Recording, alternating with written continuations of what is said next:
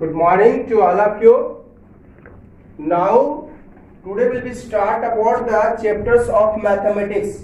After long time, I will start the mathematics chapter, new chapter, linear equations in two variables.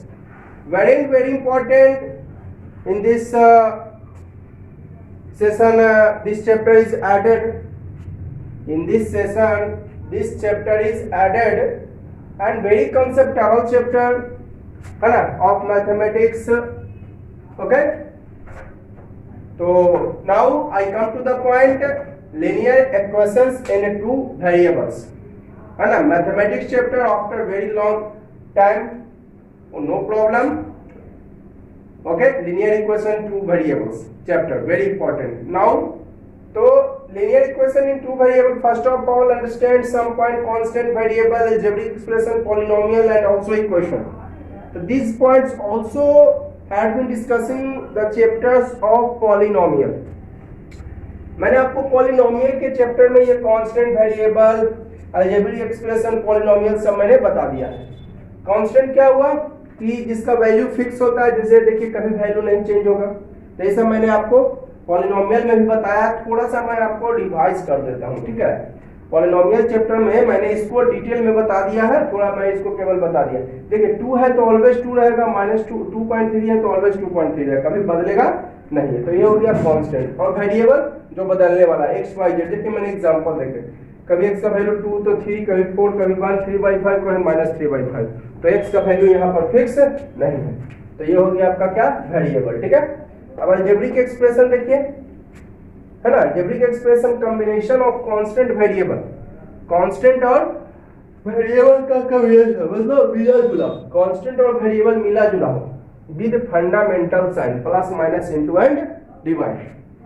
Algebraic expression combination of constant and variable. Constant और variable मिला जुला होना चाहिए with fundamental sign. चार है fundamental sign, plus minus into divide, उसको बोलते हैं अलजेब्रिक एक्सप्रेशन. ये देखिए कांस्टेंट है, वेरिएबल है, फंडामेंटल साइन है. यहाँ पर भी साइन कुछ नहीं तो इनटू है.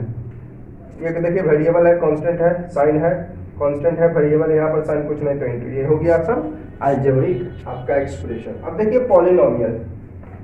तो पॉलिनोमियल हुआ the algebraic expression which has positive integral power. इसके बारे में भी मैंने चर्चा कर दिया था.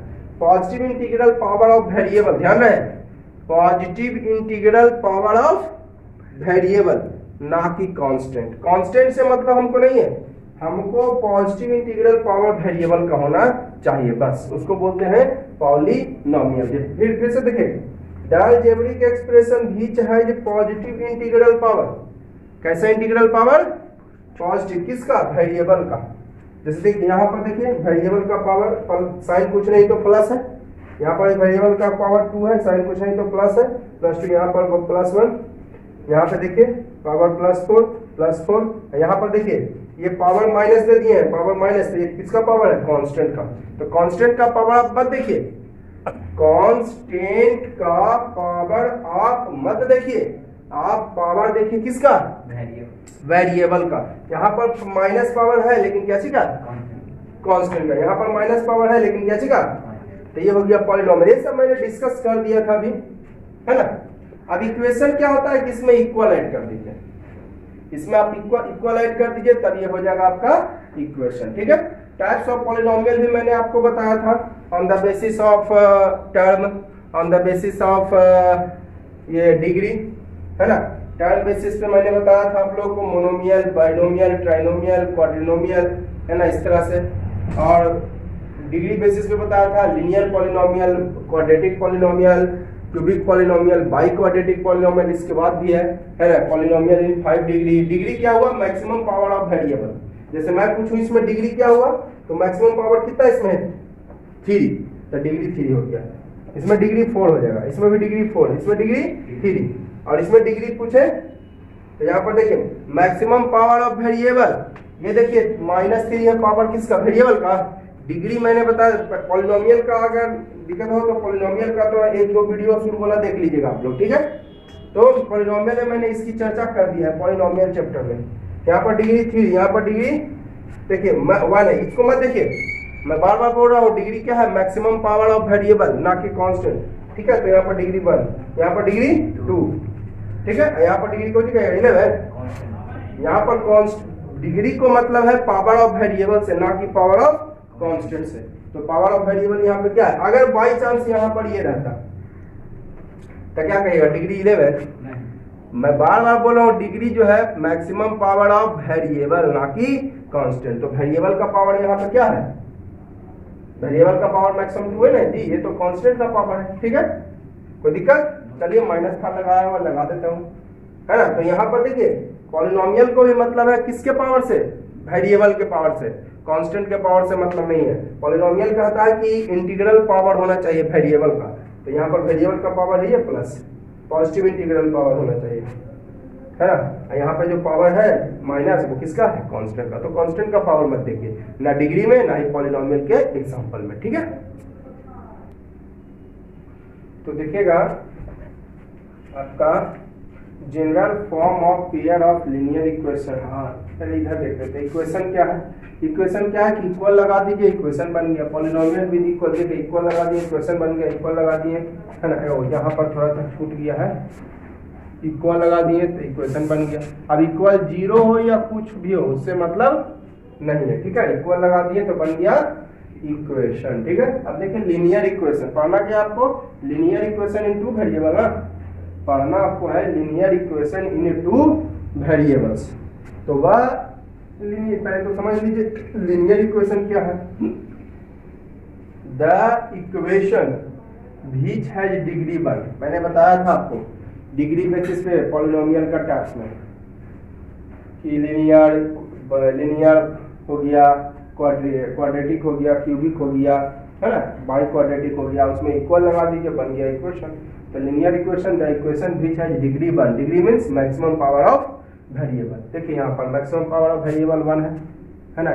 इसको से तो कोई मतलब है नहीं। अगर मैं इसकी बात करूँ तो लीनियर होगी, अगर मैं इसकी बात करूं, ध्यान दीजिएगा, अगर मैं इसकी बात करूं तो ये लीनियर इक्वेशन नहीं हो, क्योंकि इसमें डिग्री कितना हो गया 2 हो गया, और डिग्री 1 होना चाहिए लीनियर के लिए, ठीक है। इसमें देखिए डिग्री यहाँ माने है, इसमें डिग्री 2 वेरिएबल है, 2 वेरिएबल हो 3 वेरिएबल हो उससे मतलब नहीं है, डिग्री से हमको मतलब है ना। जिसमें मैक्सिमम डिग्री कितना हो, वह इक्वेशन व्हिच हैज डिग्री 1। ये सब पहले भी आप लोगों को पॉलिनोमियल में सब बता दिए हैं, थोड़ा सा रिवाइज कर रहे हैं। देखिए मैक्सिमम पावर ऑफ वेरिएबल 1 है, यहाँ पर भी 1 है, 1 है, यहाँ पर भी z का पावर कुछ नहीं तो 1 है, यहाँ पर 1 है, यहाँ पर भी 1 है, यहाँ 1 है, तो ये हो गया आपका लीनियर इक्वेशन। ये देखिए ये लीनियर इक्वेशन इन 1 वेरिएबल हो गया, 2 वेरिएबल है तो लीनियर इक्वेशन इन 2 वेरिएबल्स, ठीक है, क्लियर है। अब एक चीज देख लीजिए, लीनियर इक्वेशन इन 2 वेरिएबल्स किसको कहते हैं, लीनियर इक्वेशन इन 2 वेरिएबल्स, है ना। The equation which has, the equation which has, वह इक्वेशन जो व्हिच हैज डिग्री,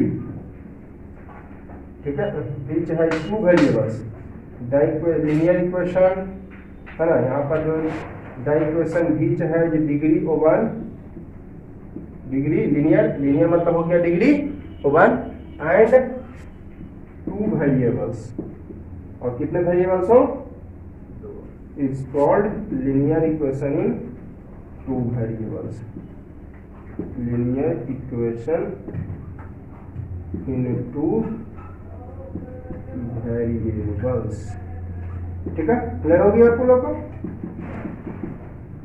ध्यान दीजिएगा क्या लिखा है, लीनियर से हमने पता लगा कि डिग्री 1 है ना, और इन 2 वेरिएबल, तो 2 वेरिएबल रखता हूँ, वह इक्वेशन जो डिग्री 1 रखता हूँ और 2 वेरिएबल, उसको बोलते हैं linear equation in 2 variable. Language से पता चला लीनियर मैंने डिग्री 1 और 2 वेरिएबल। इसे देखिए 2x + 3 = 5y, 2 वेरिएबल है ना, x + y = 5, 2 वेरिएबल है, तो ये हो गया लीनियर इक्वेशन इन 2 वेरिएबल्स, ठीक है। अब जरा देखिए जनरल फॉर्म, जनरल फॉर्म भी मैंने आप लोग को पहले बताया, बहुत सारा पॉलिनोमियल में general form of cubic polynomial, general form of quadratic polynomial. अब देखिए पढ़ रहे हैं general form of pair of linear equation. अच्छा पेयर है, इसका मतलब लीनियर इक्वेशंस कितने होंगे? दो। पेयर ऑफ लीनियर इक्वेशंस इसका मतलब दो होंगे। और अब कहेगा sir pair of linear equation क्यों हम लोग पढ़ते हैं? तो मैं आपको कहूं कि इसमें से आप x और y का वैल्यू निकाल के दीजिए, आप नहीं निकाल सकते। मैं कहूं इसमें x और y का क्या निकालिए?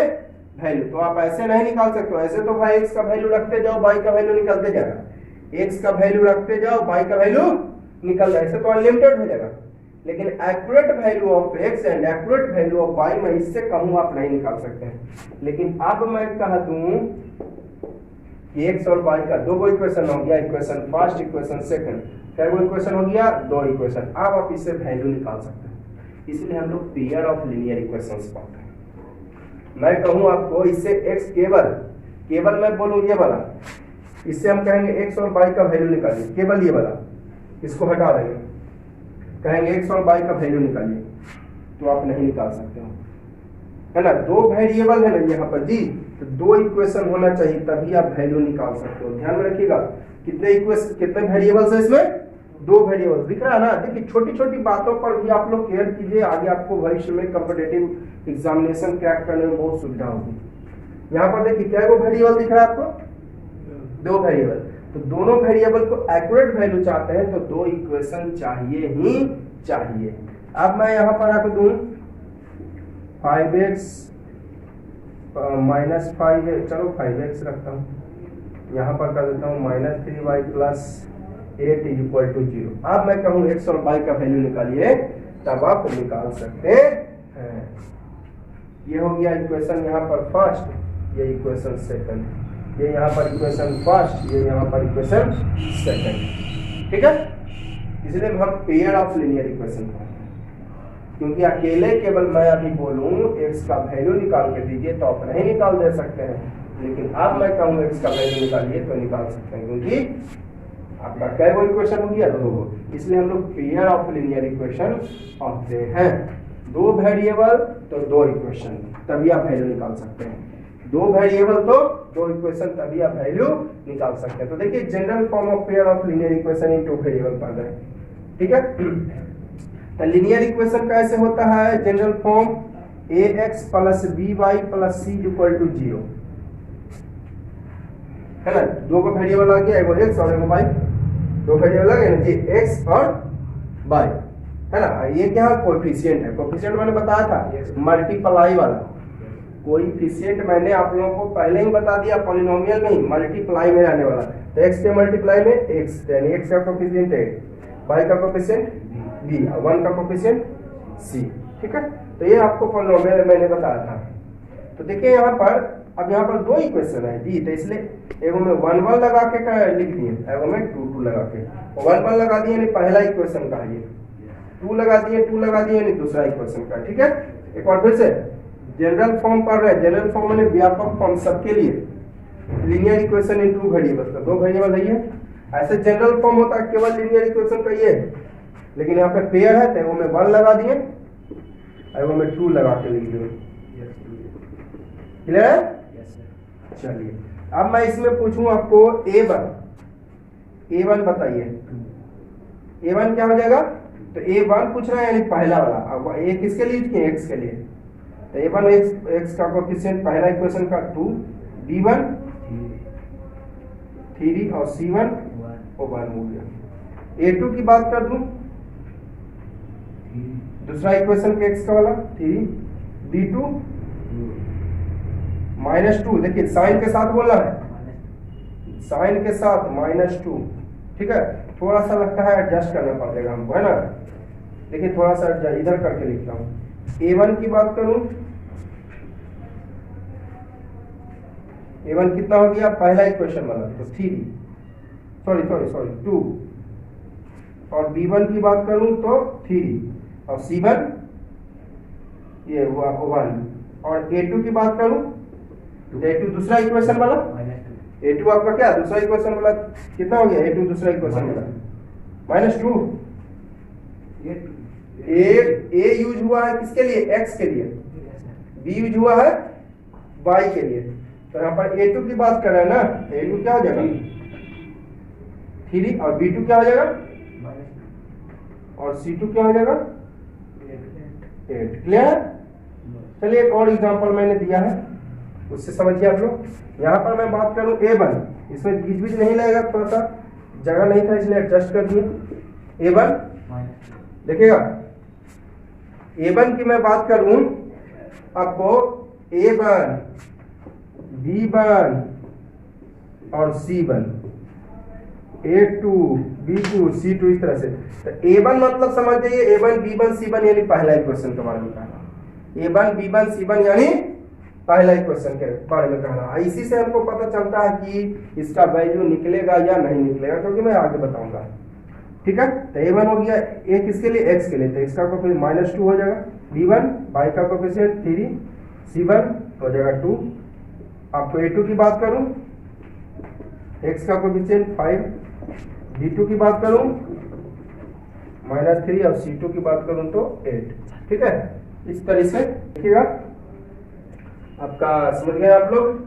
हम अगर 1 लिखा हुआ है यानी पहला इक्वेशन, 2 लिखा है यानी दूसरा इक्वेशन। एक और एग्जांपल मैं ले रहा हूं इसका। ठीक है, किसका नाम पर है, लीनियर इक्वेशन इन 2 वेरिएबल्स का जनरल फॉर्म है ना, ये हो गया जनरल फॉर्म, ये वाला। ठीक है, और इसका एग्जांपल हम लोग पढ़ रहे हैं।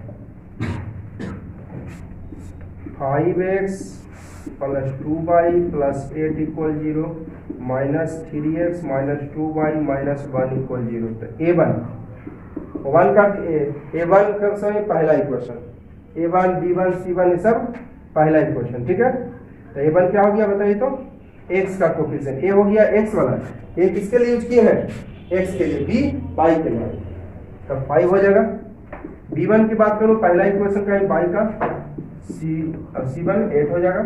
A2 की बात करूं -3, देखिए छोटा छोटा पॉइंट है ये, लेकिन आगे आपको इसी पर बहुत सारा क्वेश्चन बनेगा। A1, B1, B2, A1, B1, C1, C2 ये सब की जानकारी के बिना बहुत सारा ऐसा क्वेश्चन है कि जो कि आप सॉल्व नहीं कर देते, तो इसको ध्यान से देखिएगा।